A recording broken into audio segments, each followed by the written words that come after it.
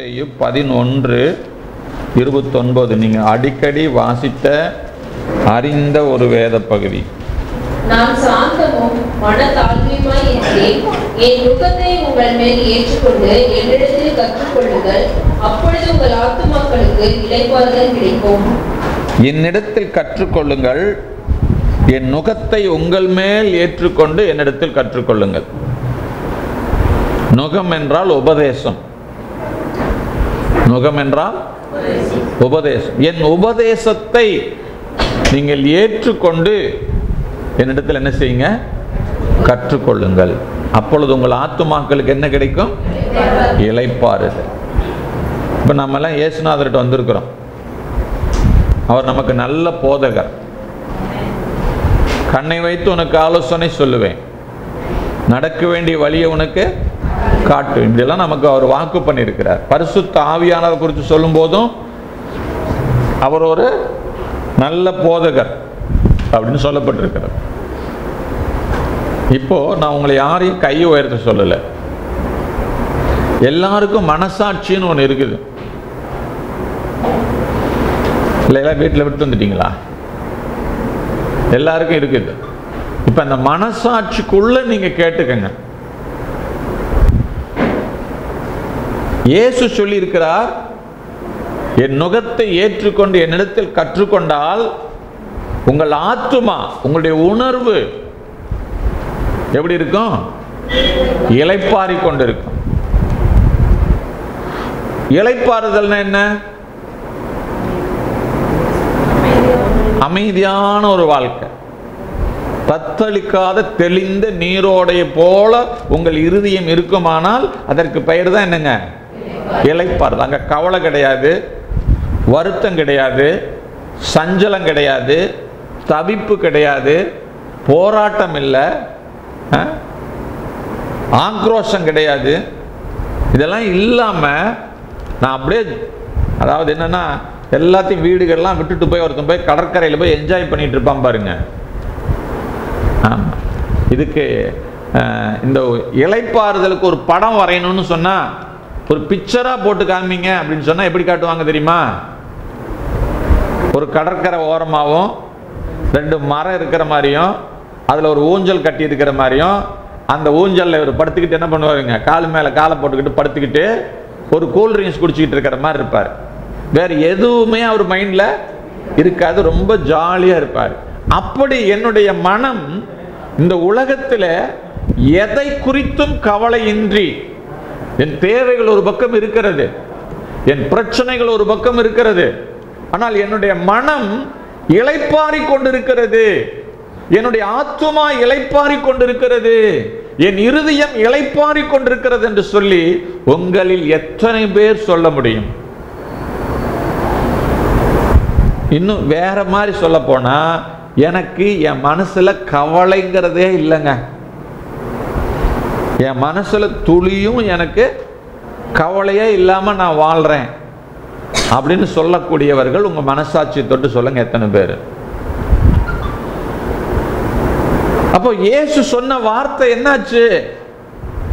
என்னிடத்தில் ஒருவன் வந்து கற்றுக்கொள்ளுவானே ஆனால் அவன் ஆத்துமாவுக்கு இளைப்பாறுதல் உண்டுன்னு வசனம் சொல்லுது.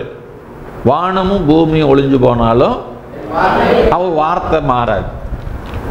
ஆனா ஏன் நம்ம இத்தனை வருஷம் கிறிஸ்தவர்களா இருந்தோம், இன்னும் நம்முடைய வாழ்க்கையில ஏன் அந்த இளைப்பாறுதல் வரல? எனக்கு என்ன பயம்னா, இந்த இளைப்பாறுதல் எப்படி இருக்கும்னே அனுபவிக்காமையே இளைப்பாறுதலுக்குள்ள போயிடுவாங்களோன்னு பயமா இருக்கு. இந்த பூமியின் உள்ள வாழ்க்கையில இளைப்பாறுதல ஒருத்தன் அனுபவிக்காமையே இன்னொரு இளைப்பாறுதல் இருக்குது, கல்லறையில போய் அந்த இளைப்பாறுதலுக்குள்ள போயிடுவோமோ? அப்போ கிறிஸ்தவ வாழ்க்கையே வேஸ்ட். இயேசுவை ஏத்துக்கிட்டது வேஸ்ட், சர்ச்சுக்கு வர்றது வேஸ்ட், நீங்க ஜெபம் பண்றது வேஸ்ட், ஆராதிக்கிறது வேஸ்ட். இது எதுவுமே உங்க வாழ்க்கையில பலனை உங்களுக்கு கொடுக்கல. நான் இங்க நின்று பிரசங்கம் பண்றேன், எனக்கு எந்த விதமான பலனும் இதனால வரல, நான் இதை அனுபவிக்கல. அப்ப அப்ப எதுக்குங்க வரணும் கோயிலுக்கு? கொஞ்சம் யோசிங்க. கொஞ்சம் பேர் வராம இருக்காங்கல்ல, உங்களை விட அவங்க பாக்கியசாலிங்க. அவங்க வராம இருக்கிறவங்களும் அப்படித்தான் இருக்கிறாங்க. வாரம் தவறாம ரெகுலரா வந்து உட்கார்ந்து பிரசங்கத்தை கேட்கிற நாமும் அதே கவலை, அதே தவிப்பு, அதே போராட்டம், அதே சஞ்சலம், அதே வருத்தம், அதே வாழ்க்கை முறை, எந்த விதமான மாற்றமும் இல்லை, அப்படியே தான் இருக்கிறோம். அப்படின்னா நாம் இங்க எதுக்கு வரணும்? எதுக்கு இவ்வளவு பெரிய கட்டடத்தை கட்டி இதுக்கு வேற டியூவை கட்டிக்கிட்டு வேறு சிரமப்பட்டுக்கிட்டு கடனை வாங்கிக்கிட்டு? யோசிச்சு பாருங்க. அப்ப நம்ம கிட்ட தான் கோளாறு இருக்குது, கடவுள்கிட்ட எந்த வித கோளாறும் இல்லை. என்ன கோளாறு நம்ம கிட்ட இருக்குன்னு நினைக்கிறீங்க? எனக்கு தெரியல. அவங்க நீங்க உங்க மனசாட்சி தொட்டு என்ன பண்ணி பார்த்துக்குங்க, ஆராய்ஞ்சு பார்த்து. இங்க ஆண்டவர் சொல்றார், என்னிடத்தில் கற்றுக்கொள்ளுகிறவனுக்கு. சொல்லுங்க என்னங்க? என்னிடத்தில் கேட்கிறவனுக்குன்னு சொல்லல. என்னுடைய சமூகத்துல வந்து பிரசங்கத்தை கேட்கிறவங்களுக்குன்னு அவர் சொல்லல. என்னிடத்தில் அப்படின்னா என்ன அர்த்தம்? நீங்க ஸ்கூல்ல கொண்டு ஒரு பையனை சேர்த்துறீங்க, ஆ போட கத்து கொடுக்குறாங்க. அந்த குழந்தை கத்துக்குச்சுன்னு சொன்னா அது என்ன பண்ணும்? அடுத்த நாள் அது ஆ போடும், செவுத்துல போடும், பாத்ரூம்ல போடும், எங்க போனாலும் அது என்ன பண்ணிட்டே இருக்கும்? ஆ போட்டுடுச்சு. ஏன்? அது கத்துக்குச்சு. ஆனா ஒருத்தன் கத்துக்கவே இல்லை அப்படின்னா நீங்க முட்டி முட்டியா தட்டுனாலும் அவனால் என்ன பண்ண முடியாது. ஆமா, இந்த குழந்தைங்க இந்த ஓ மட்டும் வரும் பாருங்க. நான் வந்து அந்த அனுபவத்தில் இருக்கிறதுனால சொல்றேன். எல்லா எழுத்தையும் போட்டுரும், ஈ போடாது. ஈ போடுறதுக்கு ரொம்ப சிரமப்பட்டுக்கிட்டு இருக்குங்க. அதே மாதிரி ஓ போடுறதுக்கு அப்படி ஒரு சொல்லிச்சு இப்படி கீழே வந்து இப்படி ஒரு கொம்பு போட்டு விட்டுருக்குங்க. உன் பையன் அப்படிதான் போட்டானாமா? கரெக்டாக போட்டானா? அவன் கரெக்டாக கற்றுக்கிட்டான், அதனால கரெக்டாக போட்டான். கரெக்டாக போட முடியாதவங்க என்ன? ஏன் முறையாக கற்றுக்கல. இப்போ நம்முடைய வாழ்க்கையில் ஏன் இளைப்பாறுதல் இல்லை? நம்ம ஏன் பாத்ரூம் அந்த குழந்தை கற்றுக்கிட்டதுனால அந்த கற்றுக்கொண்டதை எங்கெல்லாம் வெளிப்படுத்துது? எல்லா இடத்துலையும் வெளிப்படுத்துங்க. அது பாட்டுக்கு அது பாட்டு பாடிக்கிட்டே இருக்கும். அது பாட்டுக்கு பாட்டுக்கு அது பாட்டுக்கு என்ன செஞ்சுக்கிட்டே இருக்கான்? சொல்லிட்டு இருக்கேன், twinkle twinkle little star how I wonder what you are. அதுக்கு அது என்னன்னு தெரியுதோ இல்லையோ, அதுக்கு என்ன ஆயிப்போச்சு? மனப்பாடம் ஆயிப்போச்சு. அது பாட்டுக்கு அது என்ன பண்ணிக்கிட்டு இருக்குதுங்க? பாடிக்கிட்டு பேசிக்கிட்டு இருக்குது. ஒரு 10 வார்த்தை இங்கிலீஷில் சொல்லி கொடுத்துருவாங்க, கத்துக்குச்சு. அந்த வார்த்தை அது என்ன பண்ணுதுங்க? பேசுது. வீட்டில் வந்து ஐ ஆம் ஹங்கிரி மம்மி அப்படிங்குது. நான் உடனே நாம சொல்ல ஐ ஆம் ஏங்கிரிங்கிறோம். அப்ப பாருங்க, கற்றுக்கொண்டதை அது என்ன பண்ணுது? வெளிப்படுத்துகிறது. நம்முடைய வாழ்க்கையில் நடக்கிற விஷயம் என்ன அப்படின்னு சொன்னா, நாம காதால் கேட்டு நம்மை நாமே ஏமாற்றி கொள்ளுகிற, நம்மை நாமே வஞ்சித்து கொள்ளுகிற ஒரு பரிதாபமான கிறிஸ்துவ வாழ்க்கை வாழ்ந்துகிட்டு இருக்கிறதுனால நம்முடைய வாழ்க்கையில் என்ன இல்லைங்க? இளைப்பாறுதல் இல்லை. தயவு செஞ்சு நீங்க சொத்து சேர்த்துறீங்களோ இல்லையோ, நகை நட்டு சேர்த்துறீங்களோ இல்லையோ, இந்த பூமியில இளைப்பாறுதலோட வாழ்ந்துட்டு போங்க.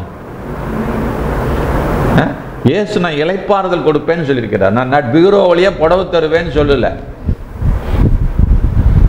கழுத்து வழியா நகை நான் தருவேன் அப்படின்னு என்ன செய்யல. ஆமா, பேங்க் அக்கௌண்ட்ல லட்ச லட்சமா நான் போடுவேன் அவரு. ஆனா இதுக்கெல்லாம் நாம என்ன பண்ணிக்கிட்டு இருக்கிறோம்? பிரயாசப்படுறோம், ஓடுறோம், துடிக்கிறோம். எப்படியாவது தள்ளுபடி போட்டானா 5 புடவை வாங்கி என்ன பண்ணிடணும் பீரோவுக்குள்ள. நம்ம உடம்புல சுத்துறதுக்கு தெம்பு இருக்குதே இல்லையோ, அங்க சுத்தி வாங்கி இங்க வச்சிடணும். சோத்திரம். கவனிங்க, இது எல்லாமே உங்க கூட வரப்போறது இல்லைங்க. இது அனுபவிக்காத ஒரு வாழ்க்கை என்னங்க வாழ்க்கை? கிறிஸ்துவை அனுபவிங்க முதல்ல. ஆமா, சிலர் பணத்தை நிறைய சேர்த்துட்டு பணத்தை அனுபவிக்க மாட்டான், சொத்தை நிறைய சேர்த்துட்டு சொத்தை அனுபவிக்க மாட்டான். அதே மாதிரி விலையேற பெற்றவராகிய இயேசு, என்னுடைய சமாதானத்தையே உனக்கு தருகிறேன், உலகம் கொடுக்கவும் முடியாது, உலகம் எடுக்கவும் முடியாது. அப்படிப்பட்ட மெய்யான சமாதானத்தை நான் உங்களுக்கு கொடுக்கிறேன்னு வாக்கு பண்ணியிருக்கிறாரு. அந்த தெய்வத்தினிடத்துல வந்து இன்னமும் நாம சமாதானம் இல்லாம லவலோவோ லவலோவோ லவலோவோன்னு ஒவ்வொரு பிரச்சனைக்கும் நம்ம என்ன பண்ணிட்டு இருக்கிறேங்க? நீங்க இப்ப அடிச்சுக்கிறீங்களே, உங்க மனசு லவலோவோன்னு அடிக்குதே, புலம்புறீங்களே, ஏதாவது உங்களால செய்ய முடியுமா? சொல்லுங்கம்மா கௌசிய. ஒண்ணுமே பண்ண முடியாது. இந்த ஒண்ணுமே பண்ண முடியாததுக்கு பாடுற பாடு இருக்குதே. அதனாலதான் சொல்றேன், உங்களால ஒண்ணுமே என்னால் அன்றி உங்களால் ஒன்றும் செய்ய முடியாது. அவர் சொல்லிட்டு போயிட்டார். அவர் இல்லாம இந்த பூமியில நீங்க ஒண்ணுமே செய்ய. அதனால சும்மா அந்த லப லப லப லப லப டப டப டப டப டுபு டுபு டுபு டுபுன்னு அந்த புல்லட் மாதிரி எல்லாம் வண்டி ஓட்டுறதெல்லாம் நிறுத்திட்டு என்ன பண்ணுங்க? அவருடைய சமூகத்துல கர்த்தருக்கு காத்திருக்கிறவர்களோ புது பலனை அடைவார்கள். யாரு புது பலன் அடைவார்கள்? கர்த்தருக்கு காத்திருக்கிறேன்னு சொல்லிட்டு போய் உட்கார்ந்துக்கிட்டு ஷபர ஷலபர ஷலபல ஷலபலான்னு கொதிக்கிறது. கல்நீர் தண்ணி இந்த ஒலை கொதிக்கும் பாருங்க. இந்த ஒலை கொதிக்கிற மாதிரி கொதிச்சுட்டு 1 மணி நேரம் அந்நிய பாஷை பேசிட்டு 2 மணி நேரம் அந்நிய பாஷை பேசிட்டு வந்துட்டாலாம் வாழ்க்கை என்ன பண்ணாதுங்க? மாறாது. இதெல்லாம் என் வாழ்க்கையில அனுபவமா நான் கண்டுபிடிச்சிட்டேன். அப்ப அந்நிய பாஷை பேசக்கூடாதா சார்? பேசணும். உங்க பக்தி விருத்தி அடைவதற்கு ஒரே ஒரு வழி என்னதான்? அது அந்நிய பாஷை. நான் அந்நிய பாஷை பேசுறதுக்கு எதிராளி எல்லாம். நான் அதிக நேரம் அந்நிய பாஷை என்னுடைய ஜெபத்துல 90% நேரத்தை நான் எப்படி செலவழிக்கிறேன்? அந்நிய பாஷையோட தான் பேசுறேன் நான். அது ரொம்ப முக்கியம். ஆனா அந்த அந்நிய பாஷை உங்களுக்கு இளைப்பாறுதலுக்கான வழியில் உங்களை நடத்தல. நீங்க கற்றுக்கொண்டு தேவனுடைய போதனையில உங்களால அடியடிச்சு வைக்க முடியல அப்படின்னா நீங்க சரியான அந்நிய பாஷை பேசுறீங்களான்னு எனக்கு தெரியல. நமக்கு தேவன் கொடுக்கிறது எல்லாமே எதுக்கு என்றால் தேவனுடைய வழியில நாம் நடப்பதற்கு, தேவனுடைய சித்தத்தை அறிந்து தேவனுடைய விருப்பத்தை அறிந்து அவருடைய இருதயத்துக்கு ஏற்றவர்களாய் வாழும்படிக்கு தான் தேவன் நமக்கு ஒவ்வொன்றையும் தருகிறார். வாக்குத்தத்தம் எதுக்கு? சுதந்திரிக்கிறதுன்னு உடனே சொல்லிடுவோம். நம்ம மைண்ட்ல இருக்கிறது பூரா என்னங்க? சொல்லுங்க சத்தமா. ஆமா, நீ போகையிலும் வருகையிலும் வெண்கல கதவுகளை உடைத்து இரும்பு தாழ்பால்களை முறித்து அந்தகாரத்தின் மறைவிடத்தில் இருக்கிற பொக்கிஷங்களை உனக்கு நான் கொண்டு வருவேன். இதெல்லாம் எதுக்கு? சொல்லி சொல்லி அதையெல்லாம் நாம் என்ன பண்ணணும்? பெற்றுக்கொள்வதற்குன்னு நாம நினைக்கிறோம். ஆனா வேதத்துல 2 பேதுரு 1ஆம் அதிகாரத்தை திருப்புங்க.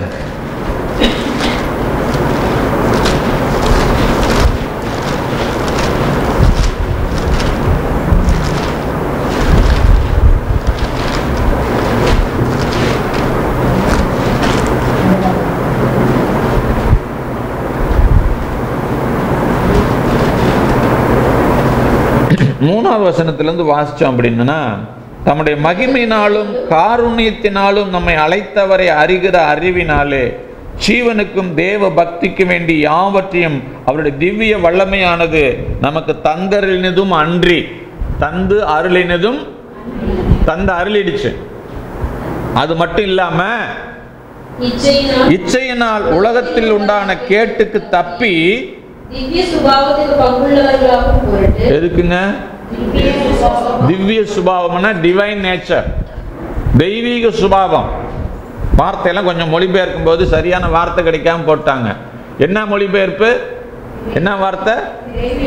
தெய்வீக சுபாவத்துக்கு பங்குள்ளவர்களாகும் பொருட்டு. சொல்லுங்க மறுபடியும். ஏன் நம்ம போறாங்க? என்னாச்சு?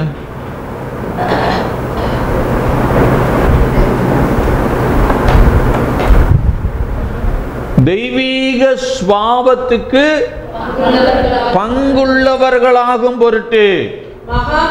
அப்படின்னா பங்குள்ளவர்கள் என்னங்க? உங்க தாத்தா சொத்துக்கு நீங்க பங்கு அப்படின்னா என்ன அர்த்தம்? அந்த சொத்தை எடுத்துக்கிறீங்க. இப்ப நமக்கு எது பங்கு? தெய்வீக சுபாவம் இப்ப இருக்கு. அந்த பங்கு எடுத்திருக்கீங்களான்னு பாருங்க. தெய்வீக சுபாவத்தை உங்க பங்கா நீங்க எடுத்திருக்கீங்களா? அந்த பங்குக்கு அவ்வளவு வைராக்கி இருக்குதா? தெய்வீக சுபாவத்தை பத்தி உங்ககிட்ட அதிகம் பேச தேவையில்லை. அந்த பங்கு தான் எனக்கு வேணும் அப்படின்னு சொல்லுவதற்காக நமக்கு வைராக்கியம் இருக்கிறதா? என்னங்களா குழந்தைங்களா மேல போயிட்டாங்களே?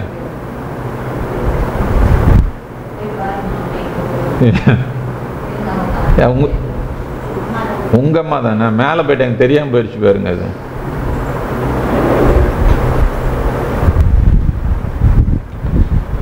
தெய்வீக சுபாவத்துக்கு பங்குள்ளவர்களாகும் பொருட்டு மகாமேன்மையும் அருமையுமான வாக்குத்தத்தங்களும் அவைகளினால் நமக்கு அளிக்கப்பட்டிருக்கிறது.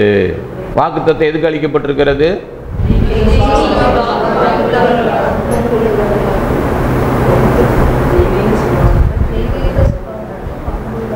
அப்ப வாக்குத்தத்தம் ஆசீர்வாதத்துக்கு இல்லையா சார்?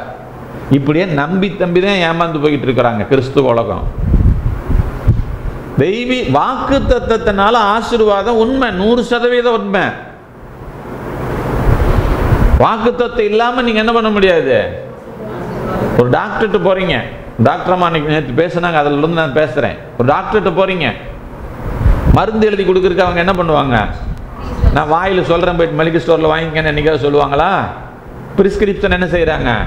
எழுதி தராங்க. அதை கொண்டு போய் கடையில் கொடுக்குறீங்க, என்ன செய்யறாங்க?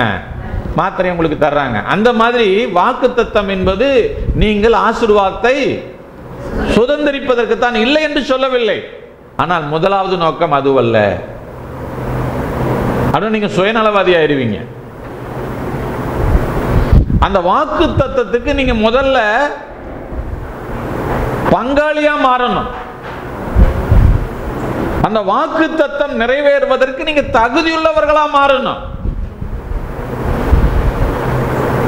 நான் ஒன்னு கேட்கிறேன், இப்போ உன்னை வாளாக்காமல் கீழாக்காமல் இயேசுவை ஏத்துக்கல ஒரு நபர், இயேசுவை மறுதலிக்கிற ஒரு நபர். ஆனா இந்த வார்த்தையை என்ன பண்றாருங்க? அவரு நம்புறாரு. வெங்கல கதவுகளை உடைத்து இரும்பு தாழ்பால்களை முறிச்சு. இப்ப அந்த வார்த்தையெல்லாம் அவருக்கு நிறைவேறுமா? பைபிள்ல சொல்லி இருக்கிற வாக்குத்தத்தத்தை எல்லாம் ஒரு 1000 வாக்குத்தத்தத்தை அவர் எழுதி வச்சுக்கிட்டாரு. அவருக்கு நிறைவேறுமான்னு நான் கேட்கிறேன். சத்தமா சொல்லுங்க. நம்புனா நிறைவேறும். கடவுளை நம்பல, வாக்குத்தத்தத்தை நம்புறாரு. அப்ப அவருக்கு அது நிறைவேறும். என்னங்க?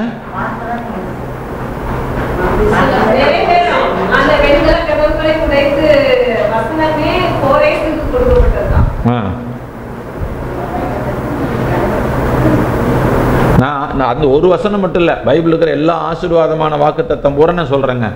ஒரு 1000 வசனம் வாக்குத்தத்தத்தை அவர் எழுதி வச்சுக்கிட்டாரு.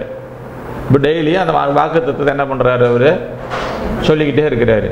ஆனா இயேசுவை விசுவாசிக்கல, கடவுளே இல்லைங்கிறாரு. அவர் முன்ன மாதிரி தனம் பண்ற, முடிச்சவைக்கு தனம் பண்ணிட்டு எல்லா வேலையும் பண்ணிட்டு இருக்கிறாரு. இப்போ இந்த வாக்குத்தத்தம் எல்லாம் அவங்க வாழ்க்கையில நிறைவேறுமான்னு நான் கேட்கிறேன். பைபிள் இருக்கிற எல்லா வாக்குத்தத்தமே நேரடியா எனக்குன்னு செஞ்சு என்ன செஞ்சதில்லை, பேசுனது இல்லை. ஒவ்வொரு வாக்குத்தத்தமும் ஒவ்வொருத்தர்கிட்ட தான் ஆண்டவர் பேசியிருக்கிறார். உன்னை வாளாக்காமல் கீழாக்குவேன் நம்மகிட்டே பேசினாரு.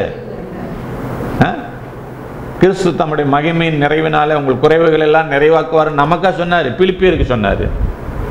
அப்படியே பார்த்தோம்னா ஒரு வாக்குத்தத்தம் கூட எனக்கு இல்லை. என்கிட்ட கடவுள் வந்து என்ன செய்யல, நான் எழுதி இந்த மாதிரி பிரிஸ்கிரிப்ஷன் டாக்டர் கொடுத்த மாதிரி எனக்கு என் கையில் என்ன செய்யல, கொடுக்கல. நான் யாருக்கோ எழுதி கொடுத்த புத்தகத்தை தான் கையில் வச்சுட்டு வந்திருக்கிறேன்.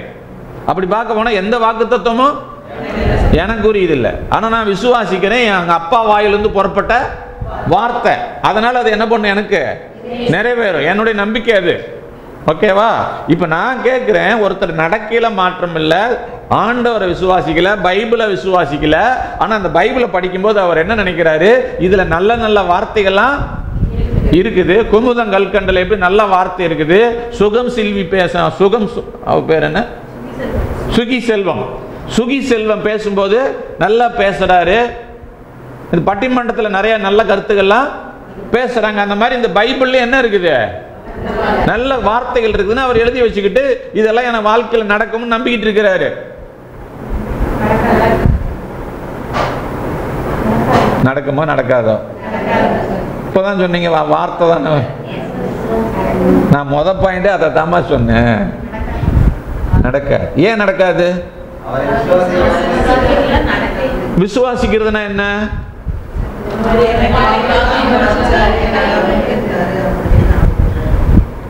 அது மட்டும்தான் விசுவாசமா? எனக்காக அவர் மரித்தார், எனக்காக உயிர்த்தார், அது மட்டும்தான் விசுவாசமா?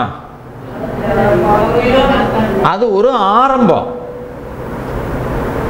எனக்காக மரித்தார், என்னுடைய பாவங்களை சுமந்தார், என்னுடைய அக்கிரமங்களை சுமந்தார், என் நோய்களை சுமந்தார் அப்படின்னு சொல்றது என்னங்க? விசுவாசத்தினுடைய துவக்கம். அதுக்கு அடுத்த வளர்ச்சி இருக்கிறது. நான் அவரை போலவே என்ன பண்ணணும்? வாழணும். அவரை போலவே நான் வாழணும்.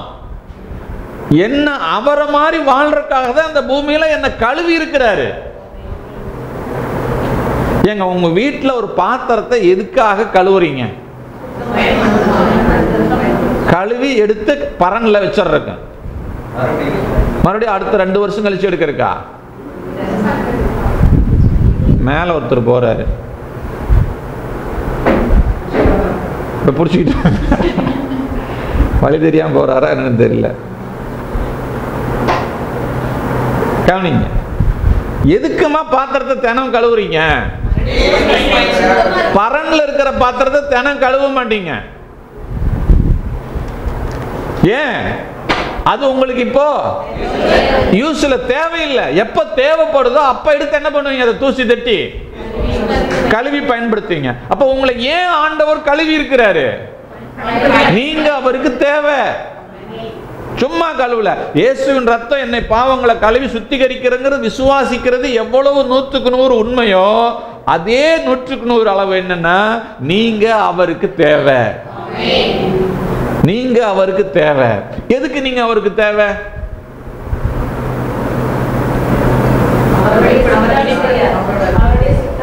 அவர் சொன்னார், என்னை விசுவாசிக்கிறவன் என்னை போலவே கிரியை செய்வான், என்னை விட பெரிய கிரிகளை செய்வான்னு சொன்னார். என்ன அது? என்ன கிரியது? அவர் குஷ்டரோகியை சுகமாக்கினாரு, நானும் குஷ்டரோகியை சுகமாக்கணும். அவர் ஓமியனை பேச வச்சாரு, நானும் ஓமியனை பேச வைக்கணும். அவர் முடவனை நடக்க வச்சாரு, நானும் முடவனை நடக்க வைக்கணும். அவர் செத்தவனை உயிரோடு எழுப்பினாரு, அதனால நான் அவரை விசுவாசிக்கிற நானும் செத்தவனை உயிரோடு எழுப்பணும். இதுதான் கிரியா?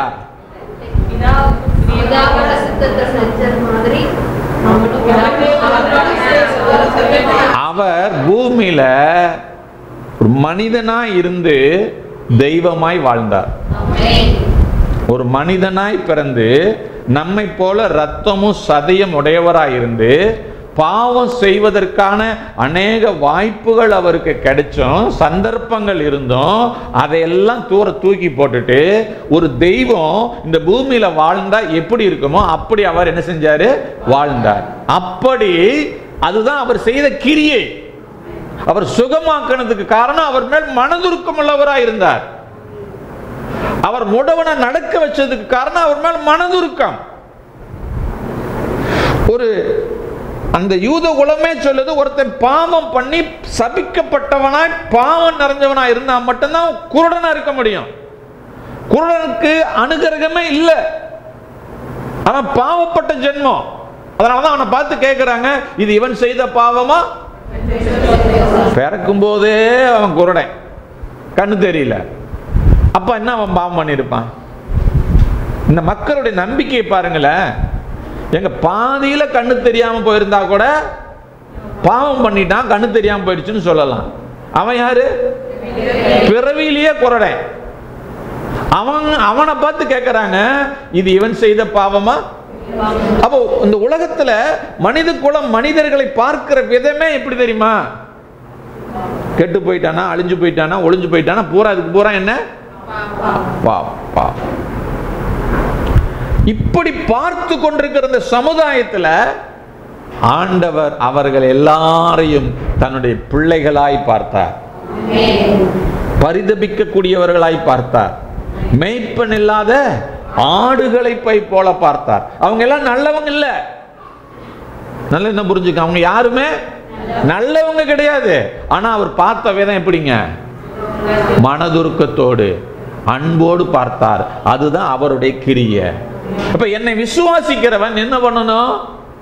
மனதுருக்கம் உள்ளவனாய், அன்பு நிறைந்தவனாய், மன்னிக்கிற சுபாவம் உள்ளவனாய், அடிச்சாலும் அடியை திருப்ப வாங்கி கொள்ளுகிறவனாய், திருப்பி கொடுக்கிறவனா இல்ல, சகித்து கொள்ளுகிறவனாய் வாழ வேண்டும் என்பது தேவனுடைய சித்தம். அதுக்காக தான் உங்களை என்னையும் ஆண்டவர் என்ன செஞ்சிருக்கிறாருங்க? அழைச்சிரு, கழுவுறார், தினமும் கழுவுறாரு, தினமும் பரிசுத்தப்படுத்துறாரு. எதுக்கு? அவரை போல வாழ்றது. சத்தமா சொல்லுங்க. அப்ப அவரை போல வாழாம வெறும் வசனங்களை பேசிக்கிட்டு இருந்தோம் அப்படின்னு சொன்னா அது உலக மனோதத்துவ நிபுணரா மாறி போயிருவோம். நம்ம வாழ்க்கை மாறாம வாக்கு தத்தங்களை மட்டும் அறிக்கிடுறது என்ன தெரியுமா? மனோதத்துவ நிபுணர். மனதை பற்றி பேசுறாங்க, நிறைய அஞ்ஞானிகள் பேசுகிறாருப்பாங்க. அதுக்கும் இதுக்கு எந்த விதமான சம்பந்தமும் வித்தியாசமும் இல்லை. ஐயா, நான் திரும்ப சொல்றேன், இயேசு உங்க வாழ்க்கையில வெளிப்படாம நீ எத்தனை ஆயிரம் வாக்கு தத்தங்களை பேசினாலும் ஒருவேளை அது நிறைவேறுமா நிறைவேறாத எனக்கு தெரியாது. ஏன்னா மனத்துக்கு ஒரு சக்தி இருக்குதுன்னு சொல்லி கொடுத்துட்டு இருக்கிறாங்க உலகத்துல. அது என்ன போதனை தெரியுமா? போன வாரமா பார்த்தோமே, அந்நிய போதனைகளால் அழைப்புண்டு பிரியாதிருங்கள். உங்க வாழ்க்கை மாறாம, உங்க சுபாவம் மாறாம, உங்க பார்வை மாறாம, உங்க நட உட மாறாம, உங்க சொல் செயல் மாறாம நீங்க எத்தனை ஆயிரம் வாக்கு தத்தத்தை பேசிக்கிட்டு இருந்தீங்கனாலும் நீங்க என்ன போதனையில் இருக்கீங்க தெரியுமா? அந்நிய போதனையில் இருக்கீங்க. இந்த போதனை என்ன தெரியுமா? நீங்க டிவைன் நேச்சருக்குள்ள வரணும், தெய்வீக சுபாவத்துக்குள்ள வரணும். அல்லேலூயா. இளைப்பாறுதலை அனுபவிக்கணும். கிறிஸ்துவத்தினுடைய முக்கிய நோக்கம் என்ன நடந்தாலும் நான் என்ன பண்ண மாட்டேன்? பயப்பட மாட்டேன், நான் பயப்பட மாட்டேன், பயப்பட மாட்டேன், நான் பயப்பட மாட்டேன், இயேசு என்னோடு இருப்பதனா, இயேசு என்னோடு இருப்பதனா. இப்படி பாடுறதுக்கு கர்த்தர் நம்மளை அழைக்கல, வாழ்றதுக்கு கர்த்தர் அழைச்சிருக்கிறார். அல்லேலூயா. இது அனுபவமா மாறணுங்க. இது அனுபவமா மாறணும் அப்படின்னு சொன்னா நாம் அவருடைய உபதேசத்தை என்ன பண்ணணும்? ஏற்றுக்கொள்ளணும். மெசேஜ் பைபிள்னு ஒரு பைபிள் இருக்குது. அது சமீபத்தில் மொழிபெயர்த்த ஒரு மொழிபெயர்ப்பு. அதில் எப்படி போட்டிருக்கு தெரியுமா? வாக் வித் மீ, என் உபதேசத்தை ஏற்றுக்கொண்டு அப்படின்னு சொல்லியிருக்குல்ல. என் உபதேசத்தை, என் நுகத்தை ஏற்றுக்கொண்டு என்னுடைய உபதேசத்தை கை கொள்ளுங்கள்னு சொல்லியிருக்குல்ல. அதுக்கு என்ன போட்டிருக்குன்னு சொன்னா, walk with me and work with me, walk with me and work with me. என் கூட என்ன செய்யுங்க? நடங்க. நான் வேலை செய்யற மாதிரி, நான் வாழ்றது மாதிரி, நான் செயல்படுகிறது மாதிரி என்ன பண்ணுங்க? செயல்படுங்க. Watch how I do it, நான் என்ன பண்றேங்கிறத பாருங்க. அப்பதான் உங்கள் ஆத்மாவுக்கு என்ன வரும்? இளைப்பாறுது. ஏன்னா திரும்ப சொல்றேன், நீ மணிக்கணக்கா அந்நிய பாஷை பேசுறதுனாலயோ, மணிக்கணக்கா ஜெபிக்கிறதுனாலயோ, சர்ச்சுக்கு ரெகுலரா போறதுனாலயோ, பைபிளை தூக்கி அணைச்சு கட்டி பிடிச்சிக்கிட்டு இப்படியே ஊர் ஊரா சுத்துறதுனாலயோ, என்னெல்லாம் கிறிஸ்தவங்க நம்ம ஆக்ட் பண்ணுவோமே அந்த ஆக்டிங் எல்லாம் பண்றதுனாலயோ, சர்ச்சுக்களுக்கு வந்துட்டு அல்லேலூயா அப்படின்னு சத்தமா அல்லேலூயா சொல்றதுனாலயோ என்னங்க இல்ல, அது ஏதோ ஒரு மினிஸ்ட்ரி பண்றதுனாலயோ நம்முடைய ஆத்துமா என்ன ஆகாது? இளைப்பாறுதல் அடையாது. கிறிஸ்துவ வாழ்க்கை என்பது பணக்காரனாய் வாழ்வது அல்ல. கிறிஸ்துவ வாழ்க்கை என்பது சொகுசான வாழ்க்கை வாழ்றது அல்ல. கிறிஸ்துவ வாழ்க்கை என்பது இடுக்கமான வாசல் தான். ஆனா அந்த இடுக்கமான வாசலையும் குதூகலம் கொண்டாட்டமே. இயேசுவின் சன்னிதானத்தில் இயேசுவின் பிரசன்னத்தை உணர்ந்து மன ரம்மியமாய் வாழ்கிற வாழ்க்கை. அததான் பவுல் சொல்றாரு, என் நிலைமையில் நான் இருந்தாலும். எதை கத்துக்கிட்டாரு? சத்தமா சொல்லுங்க. மன ரம்மியம். எத்தனை பேத்துக்கிட்டு இருக்குது? ரம்மியா இருக்குது. சத்தியமா சொல்றேன், கை ஊத்துறவங்க வாழ்க்கை எனக்கு நல்லா தெரியும். நீங்க உங்களுக்கு சாட்சி சொல்லக்கூடாது.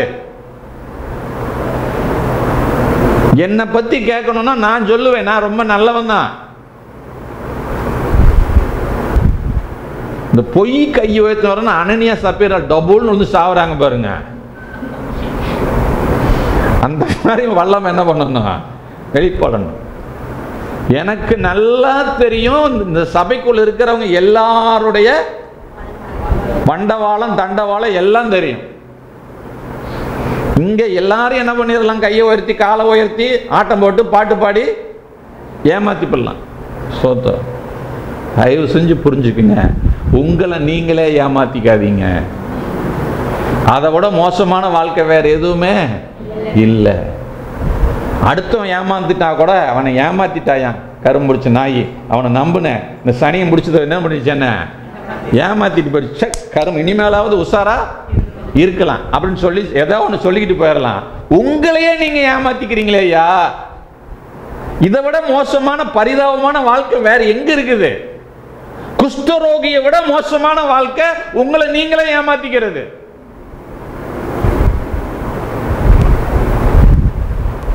திரும்ப சொல்றேன், பணக்காரனா வாழ்றது கிறிஸ்துவ வாழ்க்கை, அது இருக்கலாம்.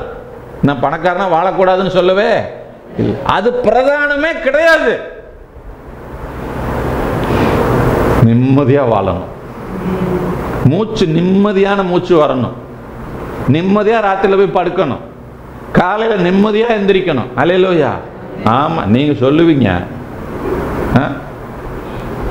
என்னைக்கு களத்தை நீட்டணும்னா அன்னையிலிருந்து என் நிம்மதியை இந்த சைடு சொல்லுது. அந்த சைடு கேட்டால் என்னைக்கு நான் கட்டணும்னா முடிச்சு போட்டணும் அன்னையோட என் நிம்மதியை இல்லை. வர வர நம்ம பார்ப்போம், புரிஞ்சுக்குவோம். இல்லைங்க, உங்கள் நிம்மதியை யாராலையும், என வேதம் சொல்லுது, என்னுடைய சமாதானத்தையே உங்களுக்கு நான் கொடு.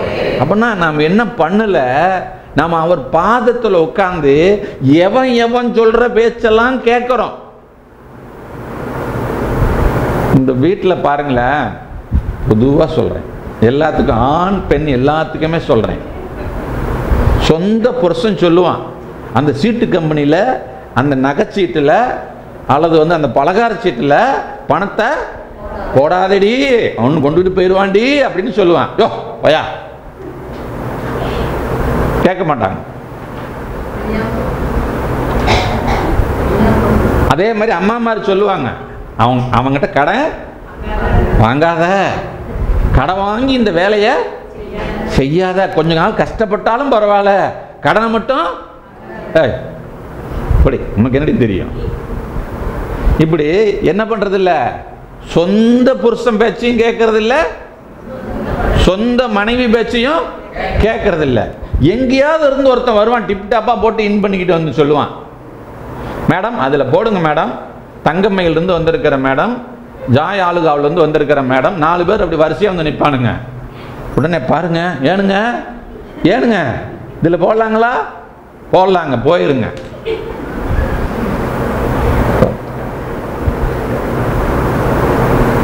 நான் இது எப்படி சொல்கிறேன்னு சொல்ல, நீங்கள் விளங்கிக்குவீங்களா விளங்கிக்க மாட்டீங்களான்னு தெரில. விளங்குறதுக்காக சொல்கிறேன், உங்கள் வாழ்க்கை விளங்குறதுக்காக சொல்கிறேன். நல்லதோ கெட்டதோ மனைவி சொல்கிறா அப்படின்னா ஒரு நிமிஷம் உட்காந்து என்ன பண்ணுங்க, உட்காருங்க. அப்படியாம்மா தங்கம், சொல்றியா தங்கம், சொல்லு தங்கம் அப்படின்னு என்ன பண்ணுங்க, சொல்ல வரும்போதே சனின வாயை வச்சுட்டியா, அவ்வளோதான், இனிமேல் உருப்பிட்ட மாதிரி தான். அது வாயை வச்சதுனால உருப்பிடல, நீ ஏற்றுக்காததுனாலையும் உன் புத்தினாலையும் என்ன பண்ணுறது இல்லை. நான் 2 பேர்த்தையும் சேர்த்து தான் சொல்கிறேன். சில வீட்டில் இது சனினேங்கும், சில வீட்டில் அது அதை சனினேங்கும். எதை சொல்லுதோ தெரியல, எந்த வீட்டில் எப்படி இருக்குதோ தெரியல. ஸ்தோத்திரம். இப்படியெல்லாம் உங்கள் வாழ்க்கையில் உங்களுடைய சரிபாதியாக இருக்கிற ஆளை சனினே நாய பேய அப்படின்லாம் சொன்னீங்கன்னா நீங்கள் இந்த கிறிஸ்துவத்துக்கு விரோதமாக வேலை செஞ்சுக்கிட்டு இருக்கிறீங்கன்னு அர்த்தம். கிறிஸ்துவ மறுதளிக்கிறதுக்கு பதிலாக வெளிப்படையாக மறுதளிக்கல, அவ்வளோதான். நாயவா உங்களுக்கு கல்யாணம் பண்ணி கொடுத்தாரு, ஏற்ற துணையை கர்த்தர் கொடுத்தாருன்னு பைபிள் எழுதி இருக்குது. ஸ்தோத்திரம். அல்லேலூயா. ஆமாம். சில ஆம்பளைங்கெல்லாம் பாருங்க, இந்த பொண்டாட்டி எது செஞ்சாலும் தப்பாவே தெரியும். எதுக்கு இப்போ இதுக்கு வந்திருக்கிறதுன்னு எனக்கும் தெரியல. மாறிக்கிங்க, விளங்குவீங்க நீங்க. இதை விளங்கிக்கிட்டீங்கன்னா என்ன செய்வீங்க? நான் ரொம்ப நாளா விளங்காம இருந்தேன், அங்க விளங்கிக்கிட்டதுனால இப்ப கொஞ்சம் நானும் என் வாழ்க்கையில என்ன பண்ணிட்டு இருக்கிறேன்? விளங்கிக்கிட்டு இருக்கிறேன். ஸ்தோத்திரம். அல்லேலூயா. கர்த்தர் நல்லவர். ஆமென் சொல்லுவான். அவர் என்ன சொல்ற? அவர் ரொம்ப உங்ககிட்ட எதிர்பார்க்கிறது கிறிஸ்தவ வாழ்க்கை என்பது என்ன வாழ்க்கை? இளைப்பாறுகிற வாழ்க்கை. மனசு போட்டு அடிச்சு துவண்டு வேதனைப்பட்டு பிரச்சனையாகி சண்டை போட்டு கீரியும் பாம்புமா வாழ்ந்துகிட்டு இருக்கிற வாழ்க்கை பிசாசனுடைய வாழ்க்கை. பிசாசு அப்படி அவனுடைய நோக்கமே உங்களுக்கு என்ன தெரியுமா? உங்களை பிரிக்கிறது தான். ரெண்டு பேர் சேர்ந்து இருக்கிறதுக்கு அவனுக்கு விருப்பமே இருக்கவே இருக்காது. அதனால தான் ஏட்டிக்கு போட்டியா பேச வைக்கிறது. தயவு செஞ்சு நான் என்ன சொல்றேன்னா, நீங்க உடன்படாட்டியும் பரவாயில்ல, உங்க வாழ்க்கை துணை சொல்லுகிற கருத்துக்கு நீங்கள் உடன்படாவிட்டாலும் பரவாயில்லை, அவங்க சொல்றது ஏற்புடையதா இல்லாவிட்டாலும் பரவாயில்ல, அதன்படி நடந்தா நிறைய நஷ்டம் வரும்னு உங்களுக்கு நல்லாவே தெரியுதுன்னு தெரிஞ்சாலும் பரவாயில்ல, நீங்க ஏத்து நடங்கன்னு சொல்லல, காது கொடுத்து என்ன பண்ணுங்க? கேளுங்க. அவங்கள ஒரு உங்க சரீரத்துல உங்க குடும்பத்துல ஒரு பாதியா என்ன பண்ணுங்க? நினைங்க, மதிப்பு கொடுங்க. கர்த்தர் அந்த இடத்துல இருப்பார். ஆமென். அல்லேலூயா. ஆண்டவர் என்ன சொல்றாரு? என்னுடைய உபதேசத்தை என்ன பண்ணு? கற்றுக்க. தெரிஞ்சுக்கோன்னு சொல்லல, கற்றுக்கொள். ஹலோ, நான் என்னுடைய அனுபவத்துல நான் சொல்றேன். மறுபடியும் ஒரு ஃபர்ஸ்ட் ஸ்டாண்டர்ட்ல வந்து ஒரு 10-15 பசங்க சேர்றாங்க அப்படின்னு சொன்னா, இந்த இதை முதல் சொல்லிக் கொடுப்போம். சில குழந்தைங்களுக்கு ஆனா என்னன்னு தெரியும், அதை பார்த்த உடனே என்ன தெரியுமா சொல்லும்? ஆன்னு சொல்லும். ஆனா அது என்ன பண்ண தெரியாது? ஆன்னு எழுத தெரியாது. அப்ப முழுமையா என்ன பண்ணிக்கல? கற்றுக்கொள்ளல. அந்த மாதிரி நம்முடைய வாழ்க்கையில நமக்கு வசனமெல்லாம், எனக்கெல்லாம் சொன்னா வசனம் சொன்னா இருப்பிடம் தெரியாது. நீங்களே இருப்பிடத்தோட வசனம் சொல்லக்கூடிய அளவுக்கு நீங்க என்ன பண்ணிருக்கிறீங்க? தேறி இருக்கிறீங்க. ஆனா அது எல்லாம் என் வாழ்க்கையில நடைமுறையில நான் இல்லை எனக்கு அப்படின்னு சொன்னா, அதெல்லாம் தெரிஞ்சு ஒரு பிரயோஜனம் இல்லை. அதுக்கு தெரியாதவனே வாசி. என்னங்க, தெரிஞ்ச வசனத்தின்படி வாழ்றத விட தெரியாம கண்ணை மூடிட்டு தோத்திரம் தோத்திரம் தோத்திரம் நடந்து போனீங்கன்னா கூட எங்கேயாவது ஒரு பக்கம் போய் சேர்ந்துருவீங்க. யாராவது ஒருத்தர் வந்து அவங்க ஏன் அந்த பக்கம் போற, கண்ணை மூடிட்டு போற, இந்த பக்கம் பார்ப்பான்னு பாதை என்ன பண்ணுவாங்க? காட்டிடுவாங்க. ஆனா விளக்க பிடிச்சிக்கிட்டே போய் வீட்டில் கிணத்துல விழுவறாம பாருங்க, அவனை பார்த்து என்ன சொல்லுவாங்க? அவன் விளக்கு பிடிச்சிட்டு தான் போறான். அவனை பார்த்து என்ன சொல்லுவாங்க? ஏ கவோதி, அங்க ஏன் போற? அப்படிதான் பேசுவாங்க. சோத்திரம். இன்னைக்கு அநேக கிறிஸ்தவர்கள் நான் சொல்றேன், கையில விளக்கு பிடிச்சுக்கிட்டு வாழ தெரியாம வாழ்ந்து கொண்டிருக்கிறார்கள். குடும்பம் நடத்த தெரியாமல் குடும்பம் நடத்தி கொண்டிருக்கிறார்கள். எப்படி ஆண்டவரை அனுபவிப்பது என்று தெரியாமல் வாழ்க்கைய, கேவலமான வாழ்க்கை, ஒரு நொந்து போன வாழ்க்கை, தோல்வி நிறைஞ்ச ஒரு வாழ்க்கையில என்ன செஞ்சிட்டு இருக்கிறாங்க? அனுபவித்துக் கொண்டிருக்கிறார்கள். எனக்கு பிரியமானவர்களே, தேவன் உங்கள் மேல் பரிதாபம் உள்ளவராயிருக்கிறார். மனம் திரும்பு, என் பக்கத்துல வா, என் நுகத்தை ஏத்துக்கோ, என் நுகத்தை தயவு செஞ்சு ஏத்துக்கோ, என்னிடத்துல கத்துக்கொள். அப்பொழுது உன் ஆத்மாவுக்கு நிச்சயமா உன் வாழ்க்கையில் என்ன இருக்கும்? இளைப்பாறுதல் இருக்கும் என்று சொல்லியிருக்கிறார்.